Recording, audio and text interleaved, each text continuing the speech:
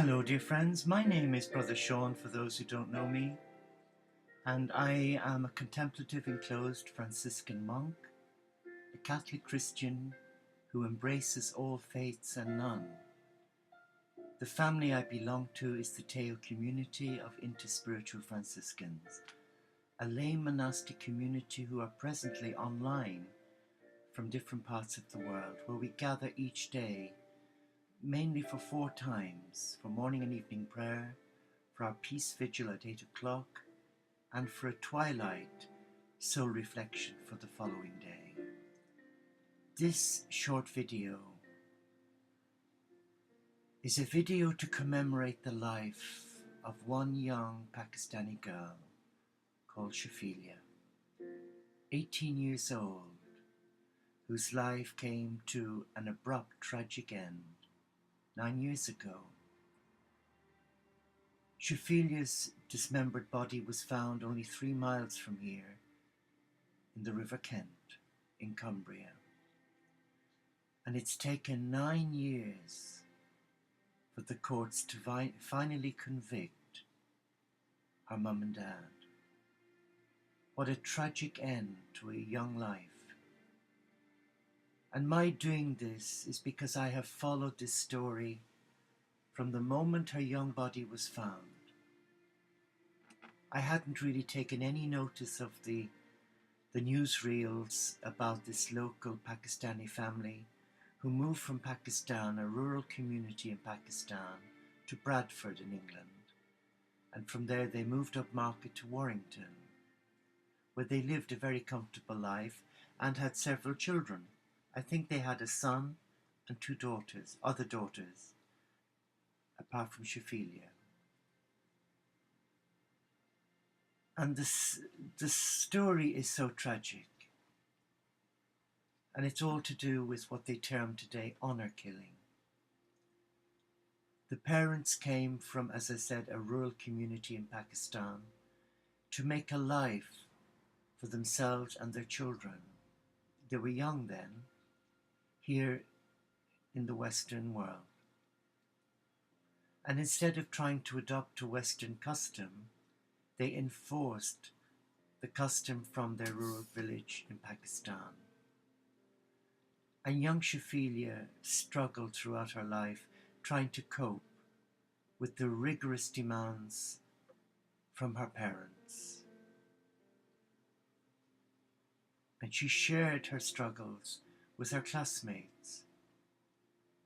And her parents never even reported to the police that she was missing, because when asked they said she does it regularly. No wonder. The young girl was being literally controlled in mind, body and spirit. And I thought in the early days the mother was a victim herself to a bullying husband. But when the truth came out yesterday, it was the mother who wore the trousers, which is rather strange in a Muslim household. So Shifilia, I know that you are resting in the arms of the beloved Supreme. But I also pray for your mom and dad, because they will have had their first night in prison, and their journey for the next 24 years, where they will serve a prison sentence, will hopefully bring them to the reality of what they did for the sake of so-called honor.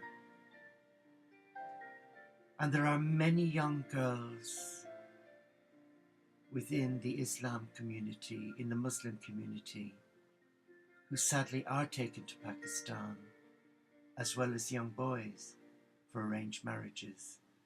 And what is so sad is that they come to a Western country, and of course they're exposed, aren't they, to Western values, which are totally different to what they came from. And I am not running down their culture in Pakistan, because they're familiar with that lifestyle choice. It's part of who they are. But when they move away from it to another country that isn't a Muslim country, that's a Christian country, although we embrace all beliefs here, That's why so many people want to live in Great Britain, because we are so tolerant and loving. But Shifilia was caught between two worlds. The world of her parents, who insisted on a strict Islamic upbringing, where she had no voice. She was voiceless. So here I see the role of the brothers and sisters of the Teo community of St. Francis, who embrace all faiths.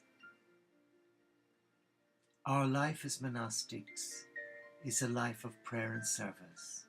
We do ordinary things, insignificant to society, behind our closed doors of our little monastery without walls. And we offer our lives for peace, but we also offer our lives to become the voice for the marginalized, like young Shifilia, and those who are oppressed, stigmatized, whether it's mental illness. And that I found to my utter horror within my own nursing profession. So let us not get carried away and start apportioning blame. We have to find forgiveness in our heart. But we also have to be mindful that this still goes on. Honor killing is not new. It's been going on for years.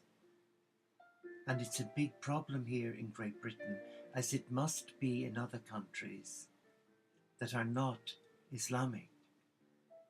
So I pray today, by doing this short video, which is from my heart, to commemorate Shifilia's life and the many lives lost through honor killing.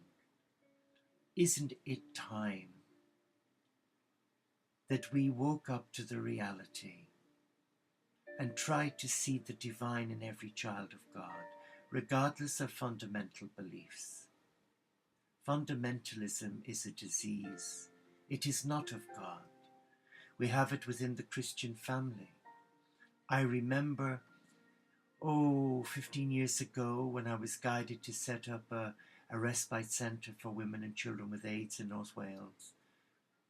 The late Princess Diana was a great patron and a support. But many people blamed it on England because I lived in Wales. They blamed the English for the virus. They would not face their own reality of young couples engaging in high-risk, unsafe sex at the discos in Bangor in North Wales. But the stigma was horrendous. And I remember uniting a lot of the heads of the various religious factions within North Wales, from the Anglican, Catholic, Methodist, Christian communities, to show a Christian response that was compassionate, that was rooted in the love of the barefoot Galilean, to try and support the parents and families as well as those affected by the disease. And I remember one such meeting when I had various bishops present, and it was quite a high-powered meeting, and we invited a guest to share at that meeting, and it was the mom of a son who had AIDS. The representatives from the born-again Christian fraternity or alliance stood up, and the attack was so vitriolic and unchristian that poor mother was in shreds. And I was given the courage to stand up and say, is this the Christ that you portray to the world? A Christ that judges people like this and condemns people to a living hell? Well, there was no words from them, because I just said that the Jesus I know and love is a Jesus of compassion. He has never enforced religion, and what was so horrific was that I discovered that in Rio there was a hospice run by an evangelical group of Christians who would not let anybody in with full-blown AIDS unless they converted to Christianity. I mean, that is so tragic. So we have a form of honor killing in different ways in different religions. It's not just Islam. It's within the Christian church as well, and the Judaic church, where there's so much oppressiveness. And then recently, of course, within the Amish community, where a group of members wanted to read the Bible not in German but in English and take part in Christian fellowship that wasn't Amish controlled, and they were excommunicated.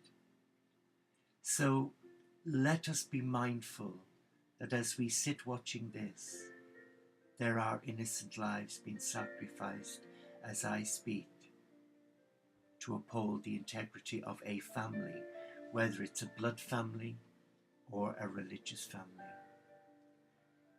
And that it's the innocent who are led like lambs to the slaughter, like Jesus, who sacrificed his life for our freedom. And I know that in heaven, Shifilia will be at peace, and she will have an important place in that kingdom of love. And I ask you to remember her.